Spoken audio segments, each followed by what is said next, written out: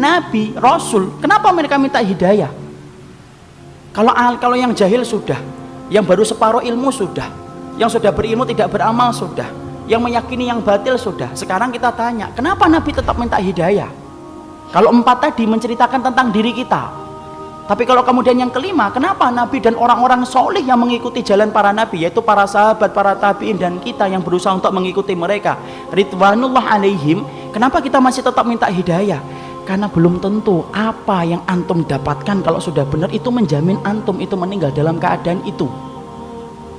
Kita apa pernah menjamin bahwasanya kita akan mati husnul khatimah dalam keadaan iman? Siapa yang menggaransi iman kita? Tidak ada. Minta hidayah supaya Allah itu memberikan istiqomah setelah kita dapat ilmu yang benar.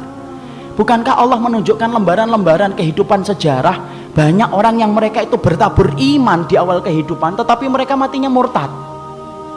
Bal'am bin Ba'urah, apa kurangnya Bal'am bin Ba'urah? Hidup pada zaman Nabi Musa, di mana doanya dikabulkan oleh Allah setiap waktu-waktu yang sempit dan terdesak. Sampai Malik bin Dinar berkata, "Kana mujabud da'wah fi syada'id." Kalau sudah bicara tentang Bal'am bin Ba'urah, Masya Allah, doanya selalu dikabulkan oleh Allah dalam keadaan genting. Kata Malik bin Dinar rahimahullahu ta'ala ketika menafsirkan surat Al-A'raf 175. Tapi matinya murtad. Rajal Unfuah, sahabat Nabi, dipuji oleh Abu Bakar, dipilih oleh Abu Bakar untuk menjadi delegasi sunnah, mendakwahkan kepada Musailamah al-Kadzdzab. Matinya beriman, murtad. Ubaidillah bin Jahsy yang pernah menyelamatkan kehidupan agamanya sampai ke Habasyah, ketika Nabi masih di Mekah, ikut di dalam hijrah yang pertama, hijrah yang kedua ke Habasyah, beriman? Tidak, murtad di Habasyah. Kecintaannya minum khamr menjadikan dia murtad. Seorang muadzin yang diceritakan oleh Imam Qurtubi, murtad ketika kemudian tergiur dengan pesona seorang wanita yang dia lihat ketika adzan di tempat yang tinggi. Orang dulu ketika adzan naik ke tempat yang tinggi, melihat seorang wanita begitu cantik turun, ini gentle dia ini, turun, dia katakan dia cinta sama wanita itu. Wanita itu berkata, "Tidak bisa kamu ini, nerima kamu, karena kami Nasrani dan kamu Muslim." Loh, dengan apa saya bisa diterima? Berpindah kepada Nasara. Pindah, ikhwan.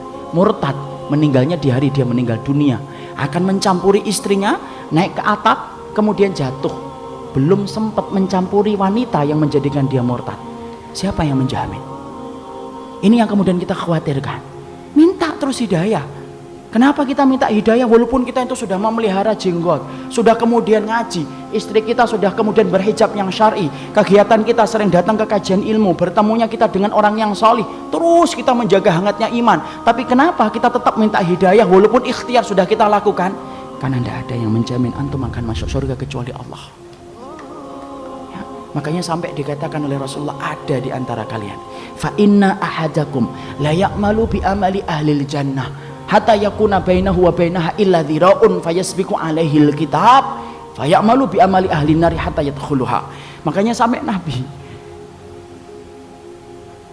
beliau bersabda, ada di antara kalian yang melakukan amalan surga sampai antara dia dengan surga tinggal sejengkal, tinggal sejengkal ikhwan. Satu amalan tak langsung masuk surga itu harusnya, tapi ternyata catatan takdir mendahului apa yang dia lakukan. Lalu kemudian di akhir kehidupannya melakukan amalan penduduk neraka hatta yadkhuluha, sampai dia masuk ke neraka itu. Ada pula yang sebaliknya, fa inna ahadakum la ya'malu bi amali ahli nar hatta yakuna bainahu wa bainaha illa dhira'un fayasbiqu alaihi alkitab fayamalu bi amali ahli jannah hatta yadkhuluha. Nabi kemudian berkata sebaliknya, ada pula di antara kalian yang melakukan amalan penduduk neraka terus sampai antara dia dengan neraka tinggal sejengkal tak, kata Nabi. Tetapi catatan takdir mendahului apa yang dia lakukan. Dia melakukan amalan penduduk surga sebelum meninggal dunia, lalu kemudian Allah masukkan ia ke dalam surga. Antum tahu Usairim bin Abdul Ashhal? Usairim bin Abdul Ashhal, seseorang sahabat yang dikatakan oleh Nabi sebagai penduduk surga, tapi keningnya tidak pernah dipakai untuk bersujud kepada Rabbnya. Karena apa? Masuk Islamnya belum ada 24 jam. Ketika dia masuk Islam mengucapkan syahadat, dia bertanya, sholat? Belum waktunya sholat. Apa yang saya lakukan? Ayo berjuang bersama Rasulullah. Berjuang bersama Rasulullah SAW dan para sahabat.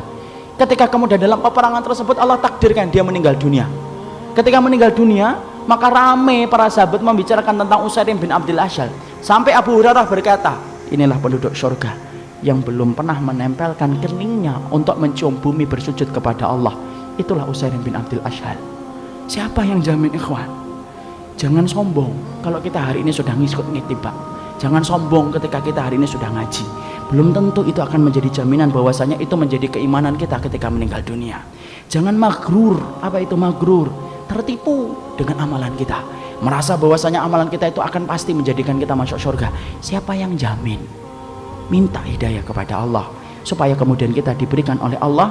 Kalau antum betul-betul orang yang solih, supaya hidayah yang antum minta menjadikan antum diberikan istiqomah sampai antum meninggal dunia.